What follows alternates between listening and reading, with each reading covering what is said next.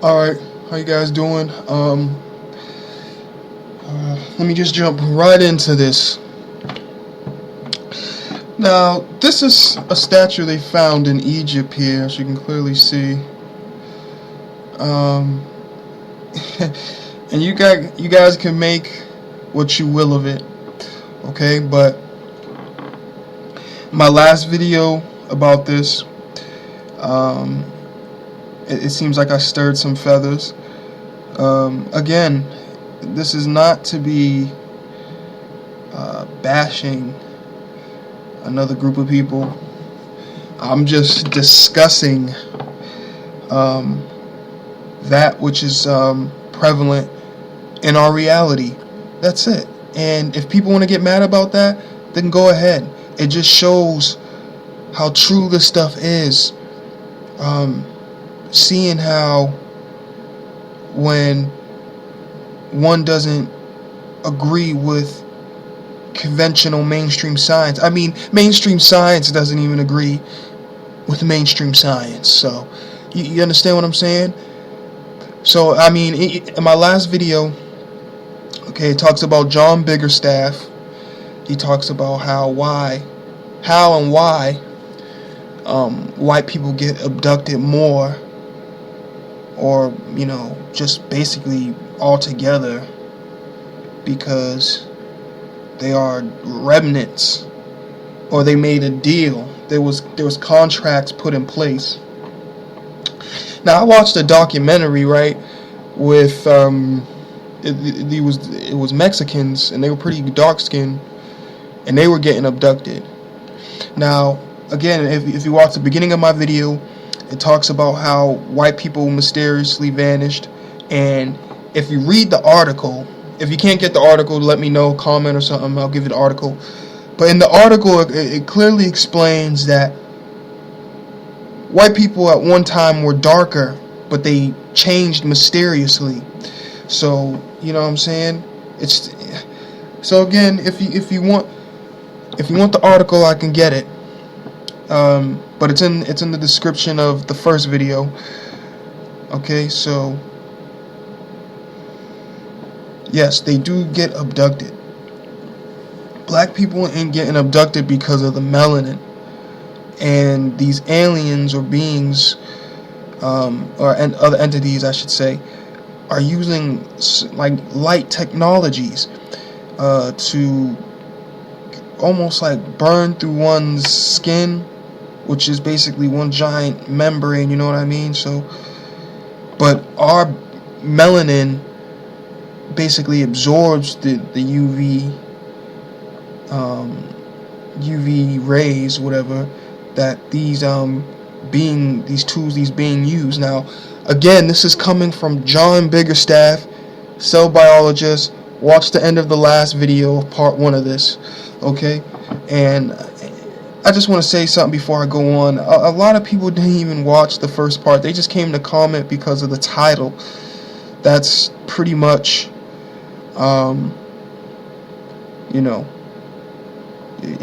that's pretty much what it was. Because it was, most of my sources in there were white. Okay? And, I was reading one comment, and the person was saying that, this is how I know he didn't watch the video. And he said I had a feminine voice or something. I don't know. But, like, you see, getting in all this stuff that had nothing to do with anything about the video. You understand what I'm saying? So, what did he say? He said, the second part, when the black dude talked about how this is the skull of a modern human, this is the skull of a Neanderthal, and scientists believe these are two different species. Okay? He was like, they show a black person. Now, I have the description of I have the full video in the description. So, right there, he didn't, you know what I'm saying? No one's really wanting to find out what's going on and who's who. And that's fine, that's fine. There's nothing I can do about that. So, but without further ado, there's a guy named Rick Strassman, okay, and he's gonna break this down more. I'm gonna play the whole clip, okay, after I talk about a few things, of course. But he talks about how there's contracts in place. That's why they can't just go off killing blacks. You ever wondered that? If blacks are so hated around the world, why don't they just kill everybody off? Because you can't do that. There's contracts in place. First of all, we gave these beings, okay, DNA, okay, because we use the DNA from an albino African, and then they just took the DNA from some other species and combined it, and that's where the white boy comes from, the white woman, white man, and all that, and other races. All right, that's why everybody who's non-African is part Neanderthal. That does not happen by accident, okay, because this is all intelligent design and stuff. Now, the African God man already existed on Earth at the time, but again, you guys know how this goes down. These beings gave their draconian, idealistic way of life to the whites. That's why things are going the way it is now, okay? And the children of the African god, goddess, and god of the planet is suffering through this at this particular time because the contracts were broken. That's pretty much it, okay? That's why they can't, and basically learning experience as well, something we have to go through. So this is, so basically it's something that we have to go along for the ride at the moment so that we get the full picture. You understand what I'm saying?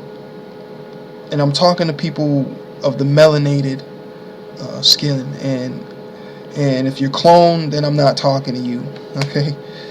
But that's a story for a different day, of course. And now, like I said, as you can see, we were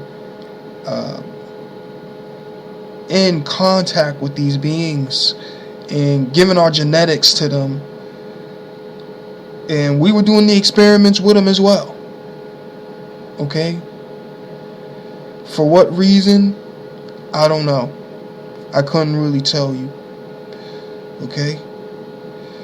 Me personally, I think what happened was that a branch of our people broke off from the civilization, and then they started communicating and contacting with these beings.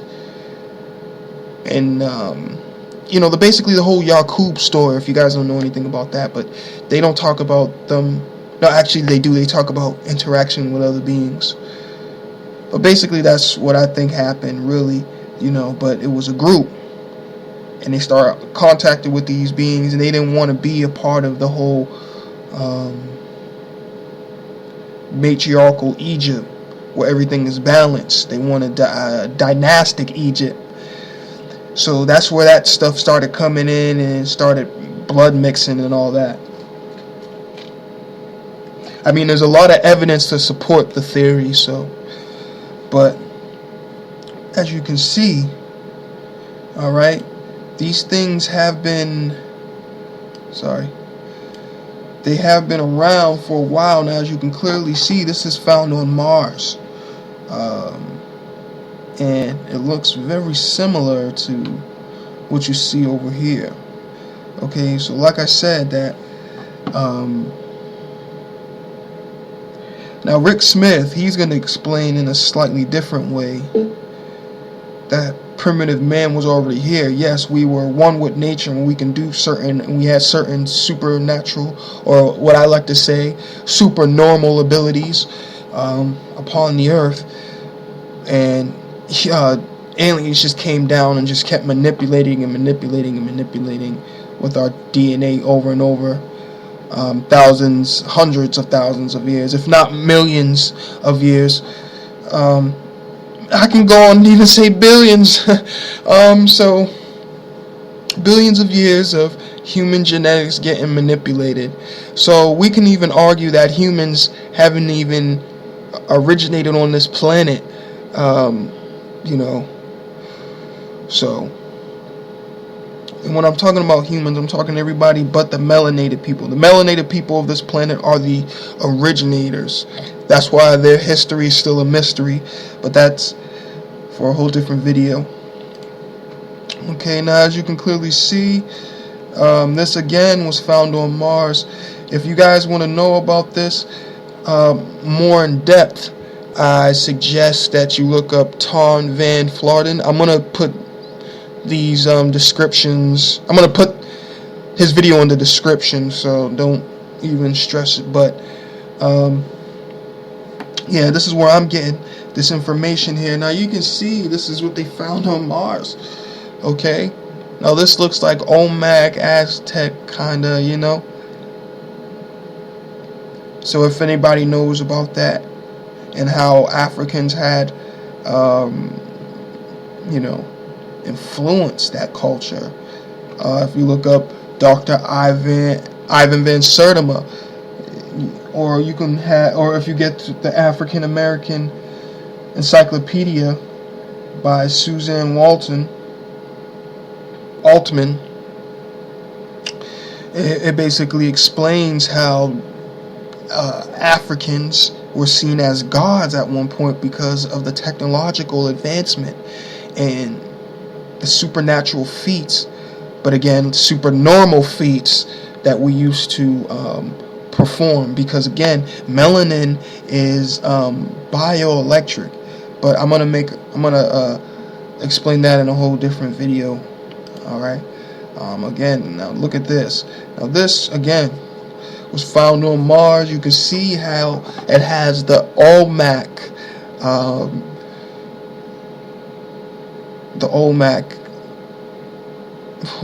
word I'm trying to look for. Sorry, the Olmec type feature. There we go. Sorry, didn't get enough sleep, but the Olmec feature. So as you can clearly see, we come from somewhere else, and we basically just would seed there. After such a period, then we'll move along and go to the next, so on and so forth. You know, like I said, personally, I think that we used to just walk through dimensions like portals, like stargates, and wherever we were, we would just seed there, and we would inhabit that planet before it would ever be inhabited. Now this gets into a lot of time-based stuff, and again, I can't explain it here. But as you can see, this stuff was found on Mars. Now this is the last one I want to show here. Now this is a pyramid they found on Mars. Okay, so like I said, these experiments, they were being done, and then they were just either seeding them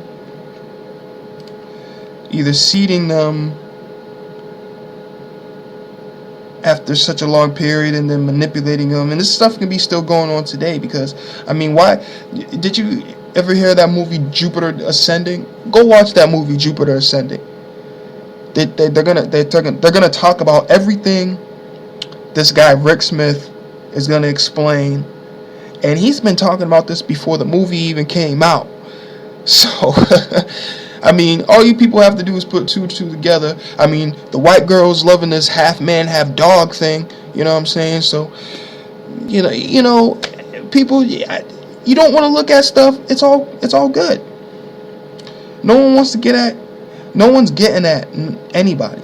Okay, we're just looking at the science behind it. That's it. All right. Peace and love to the gods and goddesses, and thank you for listening.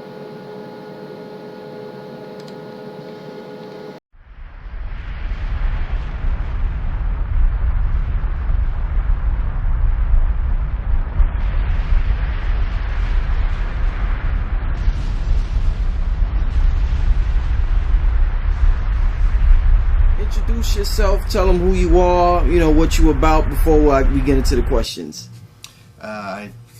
Like you said, my name is Rick Smith, and for a long time now, I've been talking about a lot of the connection between what's called the Moorish legacy and its direct connection to the galactic community and extraterrestrial intervention, and how it got lost along the way and how it's coming back again. Now, the Moorish connection to the Galactic Federation. What exactly is the Galactic Federation that you're referring to? The quick definition would be it's that extended community that exists right on the fringes of our global society, and it's a community that has always been there and is the one and the same with what gave birth to all the civilizations in this solar system, whether it be Mars, Venus, Earth, any of the outposts on Jupiter, Uranus, or Neptune. And that's more on the physical side of things. On the spiritual side of things, it's also the foundation of what eventually became known as the Temple of Solomon. And therefore, the symbolic relationship between King Solomon and the first African god-man, Hiram-Abif, who was the master architect. And the Moorish legacy comes through the bloodline of the Star of David. And the bloodline of the Star of David is the gene for passion, which was given to us by our extraterrestrial forebears, so that we had a way of being conscious enough and being self-aware enough to break the bonds of economic slavery against the other side of the equation.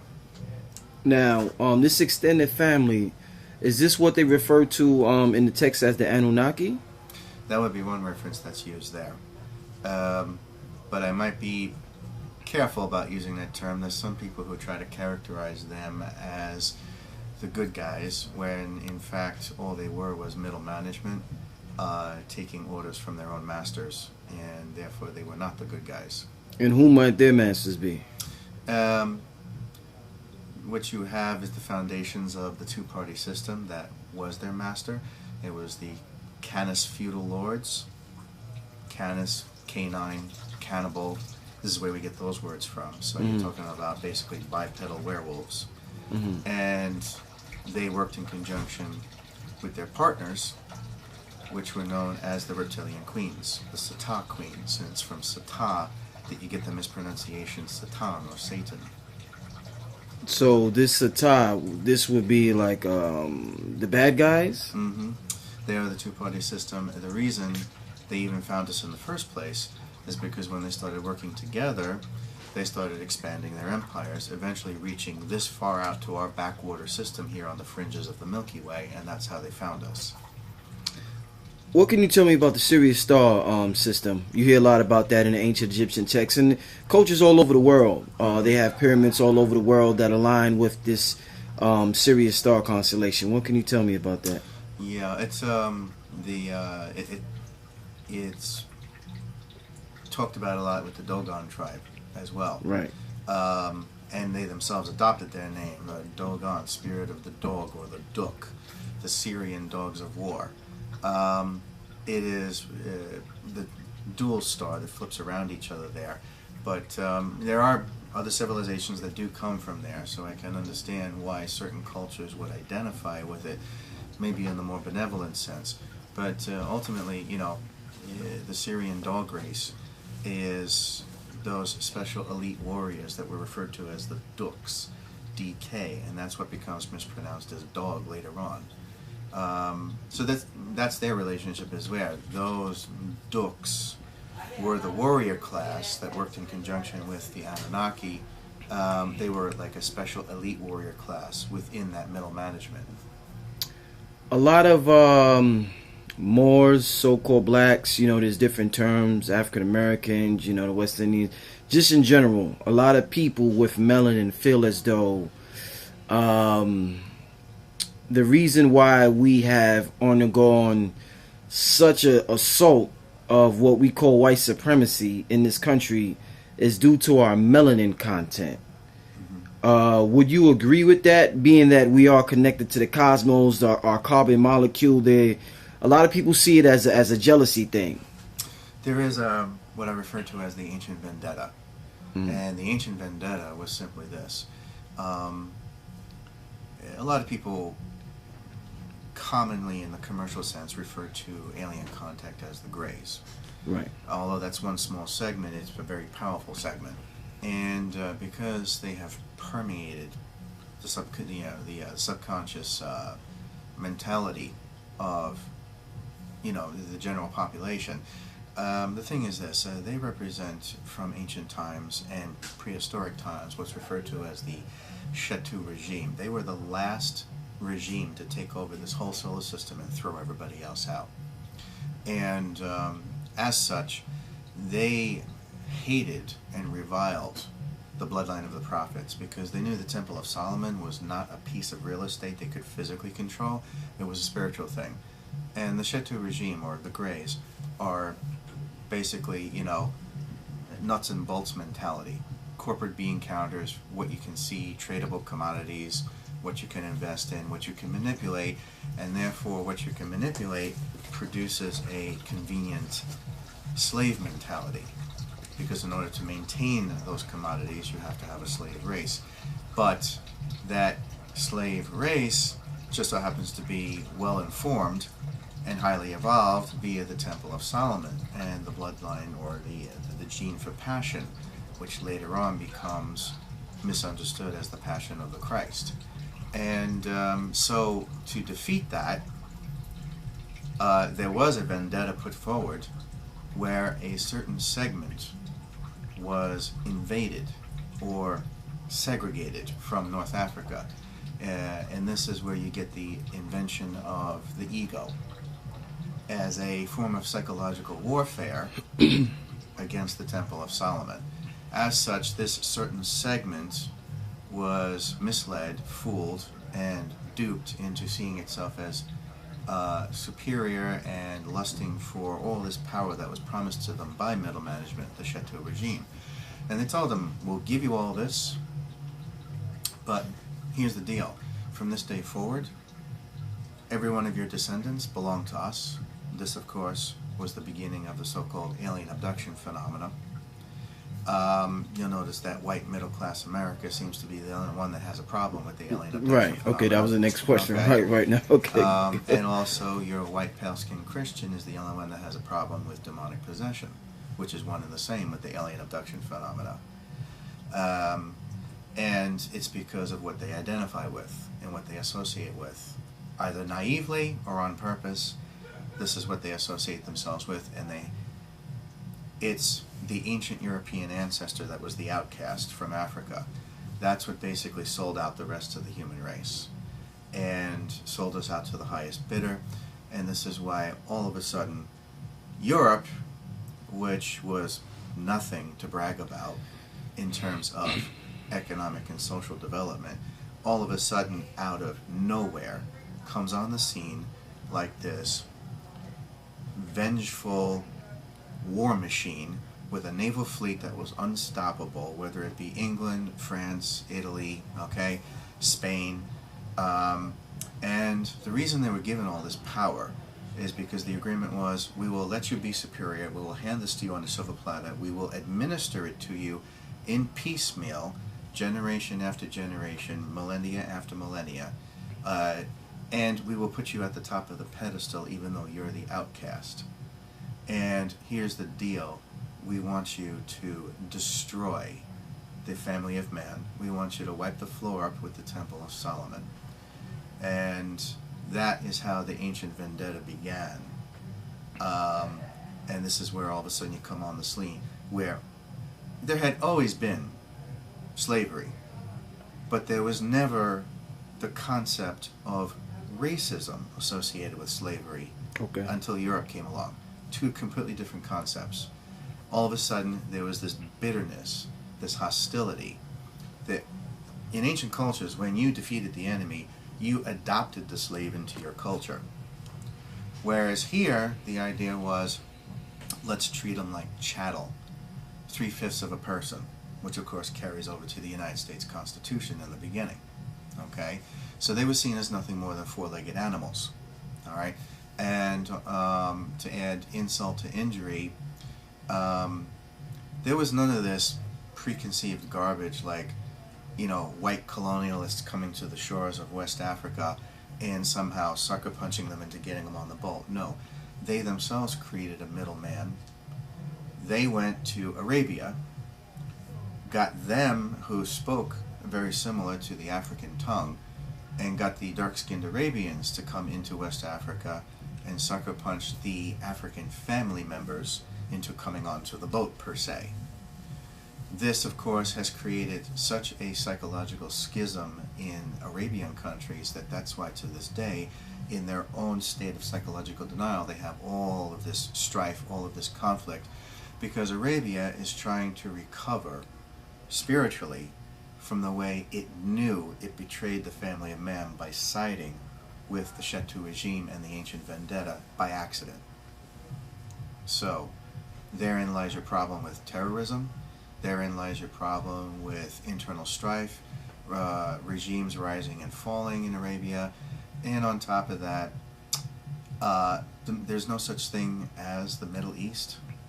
The Middle East was invented by the European countries for the sole purpose of psychologically, once again, it's all psychology, psychologically segregating themselves from Asia. And the reason they did that was because one particular very important person by the name of Genghis Khan had the audacity to wipe the floor up with all of Asia and most of Europe. And the only reason he stopped was because he had to go back home and inherit the family inheritance, so to speak, which is a little suspicious there, because I think a little birdie flew in the window from the Chetu regime and told him to stop. But and then right on the coattails of that, all of a sudden you see this rape and molestation of that territorial barrier, so to speak, between Asia and Europe, and all of a sudden out of nowhere there are these new international borders created that has also created all that strife in Arabia too. So here's that intimate relationship between Arabia, Africa, and the ancient vendetta.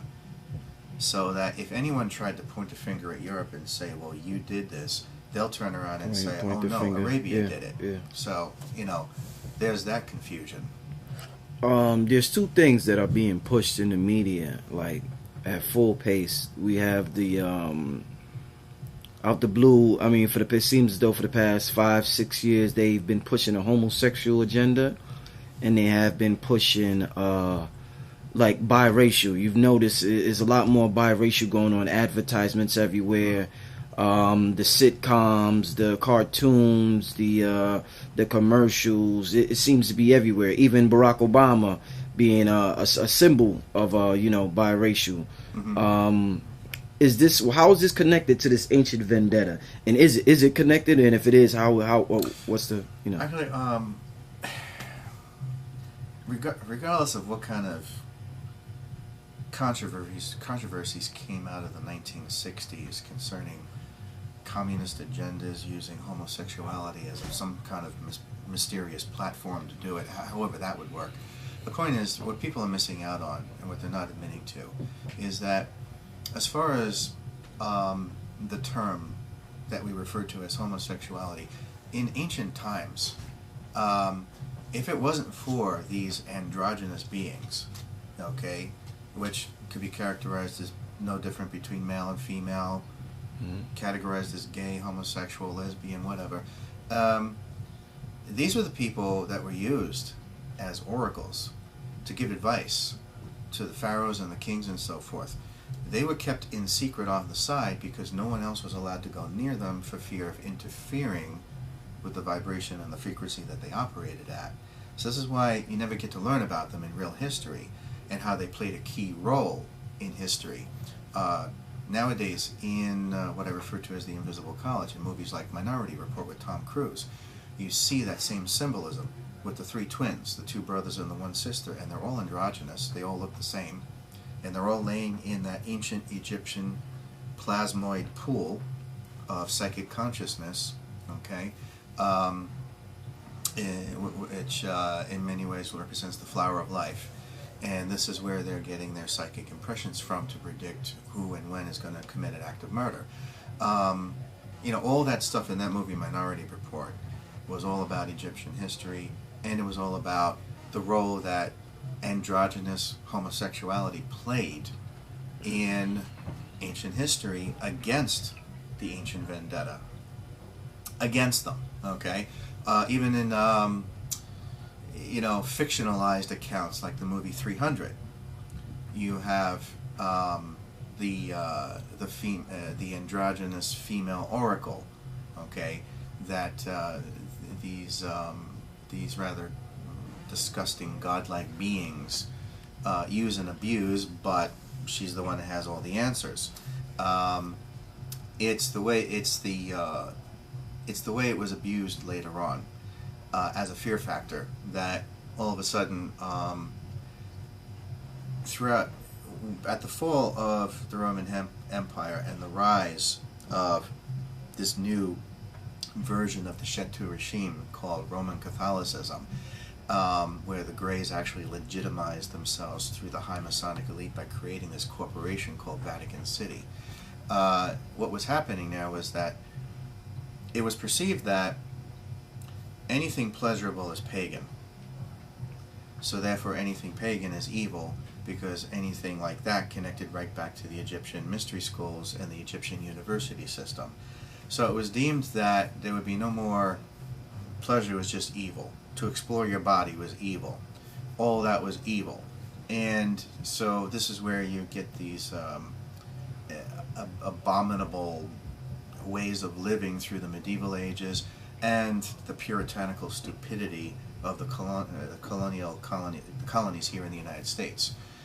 People basically sewing themselves up in just one giant bodysuit all through the winter. And you can only imagine what kind of disease, festering wounds, and bed sores came out of that lack of hygiene. Because even hygiene, taking a bath, was labeled as, well, that's pleasurable, you're naked, you're exploring your body. So even taking a bath was outlawed. So, all these things went down the tubes. As far as the other side of it, interracial marriages. Since the 1970s, there has been at least, if not more, a 7% increase in interracial marriages. And this is the way it's supposed to go. Because the bottom line is, in order for the Moorish legacy, the sun-kissed people of earth, or the family of man, to become the true inheritors of the land, okay, they have to make overtures to rescuing their pale-skinned brothers and sisters and bring them back into the family of man again. Because nothing is going to happen with the galactic community as far as the benevolent factions go, okay, as long as the Caucasian pale skin exists. Because it is considered an insult to the bloodline of the prophets. It's considered an insult to what the galactic community originally intended, because they know the pale skin wasn't supposed to exist in that equation. So the symbolic healing factor is when the 30% predominant corporate factor, known as the Caucasian pale skin, is diminished to the point of being absorbed back into the family of man. And this is how it happens. Okay, there's no other finer point to put on that. And it has to happen, because as long as the pale skin exists, there's always going to be nuclear warfare, germ warfare, biological warfare. There's always going to be conspiracies. There's always going to be economic warfare between the haves and the have-nots. There's always going to be economic slavery. There's always going to be that built-in psychological dementia of the ancient vendetta constantly plaguing the suburban white community into seeing themselves as the privileged community. Nothing wrong with seeing yourself as special, but, to this day, we still have that mentality that, we know who belongs in our neighborhood and we know who doesn't belong.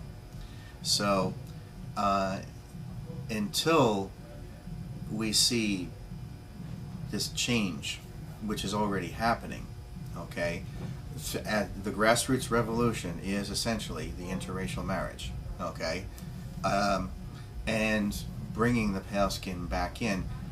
This was the whole reason for referring to Europe as Europe. Europe was named after the African god queen Europa. And the reason the Moorish legacy did that after they banished the pale skins to Europe was as a sign of saying, look, this is where we got to stick you for now because you won't change the error of your ways.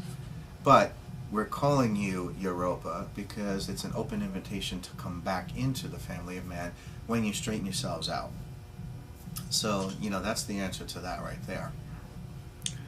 What would be the most important message you would give to people, the world, the community? I'm going to post this on YouTube.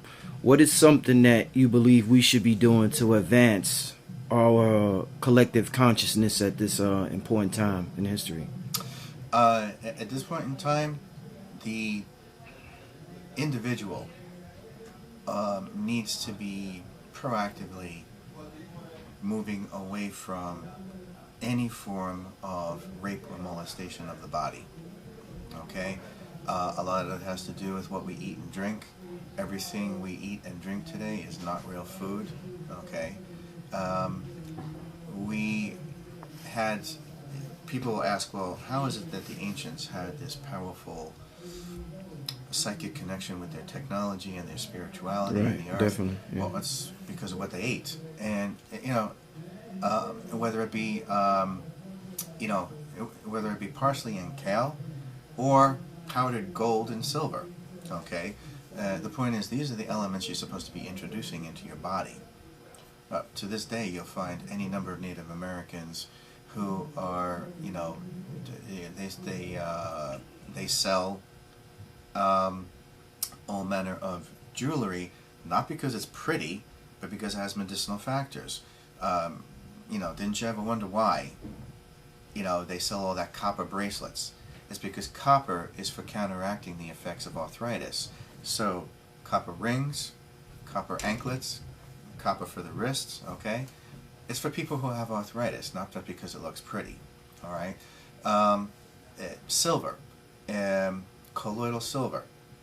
It's been known since ancient times. It was used here in the United States up until the 1920s. The only reason we got rid of it is because of the Great Depression and the economy. All of a sudden, doctors couldn't afford the silver anymore.